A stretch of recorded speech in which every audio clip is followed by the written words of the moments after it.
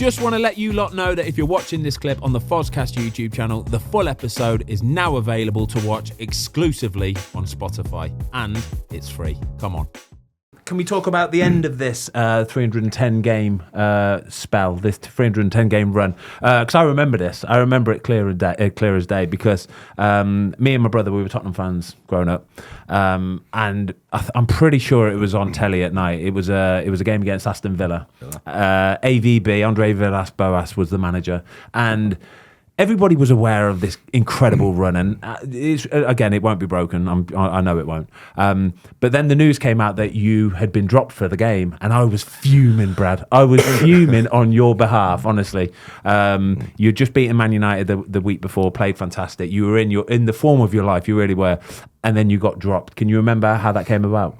Yeah, vividly, of course. I mean, even though I was old, getting older, I mean, getting dropped when you're in good form isn't a nice thing. And I knew every match at that stage could have been my last. You know it when you play. Yeah. You know, it's happening, and so you can start, instead of seeing things through this like small little lens, things like widen and open up, and you can see like every supporter in the stadium because you're just experienced and you're calm and you're not nervous, and you can go out and really enjoy your matches, and that's what I was doing at the end of my career.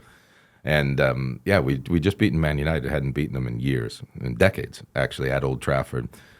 And I got a call from a message from Tony Parks, a goalkeeping coach, and to come meet him in the canteen. And I thought he had some a tough old time with some personal issues. I thought he was going to talk about that, and he said, I just wanted to let you know that we're going to make a change against Villa, and then against Wigan, you're going to go back in. And I said, with all due respect, like, why? Now, I'm going to go back and say, when I signed at Tottenham, I signed a 2-year contract, and Daniel Levy, their plan for me was to be the number one for 1 year and then to purchase a long-term goalkeeper. I was under no illusion that at 42 years of age, you were going to be the long-term solution for a club as big as Tottenham and as ambitious as Tottenham. How old was you when you signed at Spurs? 40. A 2-year deal at 40. Some guy. 2-year deal at 40, and then I'd signed 3 contracts there because I played till I was 44.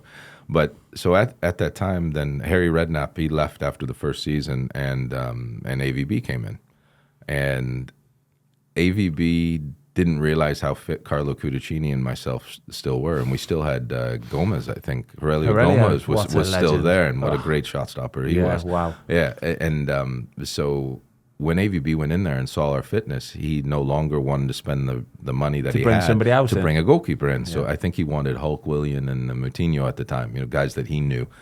And I think Clint Dempsey came in, Moussa Dembele, who was a baller, by the way. Moussa Dembele was a great signing, like top class. And then last day of the transfer window, Hugo Lloris came in.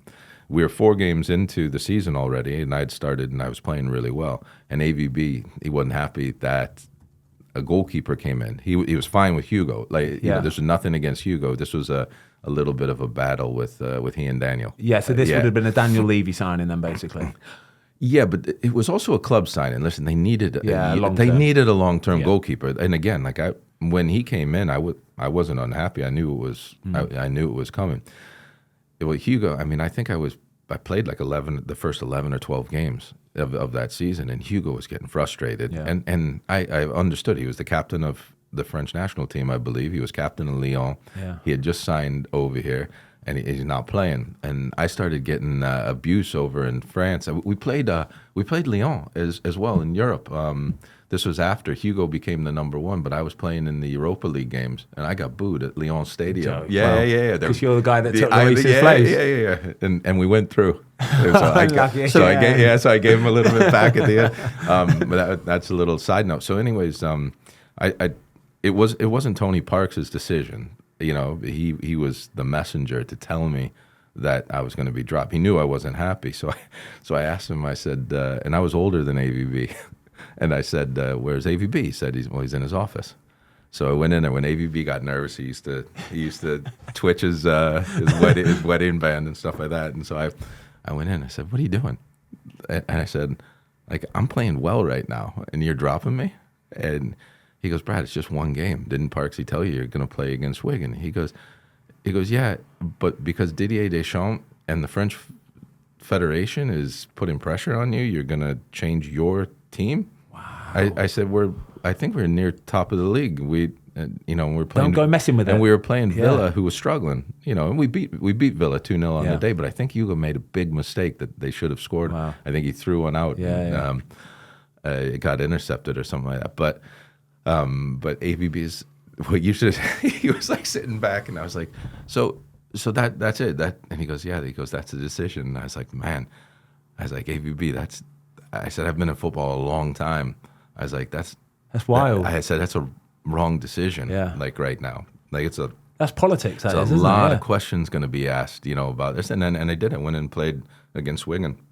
That's strange that they've told you you're out for one, and then back in. That's bizarre. Even look at it from Hugo's side as well. Like, how much of a sort of like, excuse the French, but how much of a head is that? Just coming in for one game. You're only going in for that one game, and he would have known that it's because the French Federation have been in touch and it's all kicking off. And I remember actually at that time is all these things were coming from France, and it was apparently they were fuming that you were playing in the Premier League, and Hugo Lloris is the best goalie in the world. He should be playing. He's the France number one. He's the one that should be playing. It was the only controversial tweet I've ever sent out in my life, and I don't even have social media now, but it was when Fabian Barthez said something. I was like, I fired back at Fabian Barthez. What's he getting involved for? Pipe down, Fabs. Well, I mean, why was he getting involved in it? I mean, Hugo's a really good lad. Yeah. Hugo and I had never had an issue one time between us. We trained well together. I knew he was going to be the number one, and I was telling him, like, please just calm down. There's going to be one winner in this. Eventually, you'll get in. Yeah, you will have the spot. And then Tim Sherwood took over, and Hugo was already the number one, and he played for him. And then Tony Jimenez came in with Mauricio Pochettino, and they worked really well together. So yeah, I mean, obviously he was there for a decade, so it turned out really well for Hugo. But yeah, that's how I was dropping them put back in. I know. Listen, I know we're talking about the 310 consecutive games, which is about 8.5 seasons, basically, Brad. But the 3 seasons before that as well, you only missed 5 games in those 3 seasons. So what was it? How many in? It was 413 games out of 418. That's incredible. Imagine, right? If you could.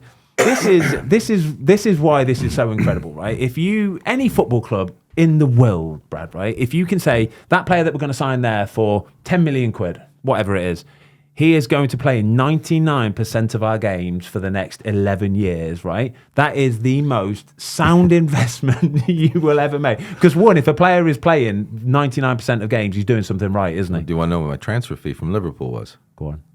It was 0. Free transfer, except because keep in mind, Blackburn had relegated, and they so Graham Souness had taken over, and he was trying to sign Premier League players to get the club up. Yeah.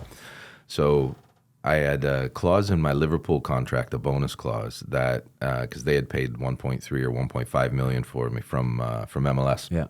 So after each 100 games, so when I got to the 300th game, there was 100 grand. So Blackburn ended up having to pay the 300 grand, but that was what my transfer fee was because I played 300 games for them. Wow. They would never have thought they'd have had to pay that, but even surely them would have been paying 300 grand going, you know what, it's probably all right. No, John Williams, he did the deal, and when it got to like the 200th game, he goes, this is the happiest 200 grand that I've paid so far. Without doubt. Yeah. Thanks everybody for watching. We hope you enjoyed this clip of the Fozcast. If you would like to watch the full episode, it is now available exclusively on Spotify for free.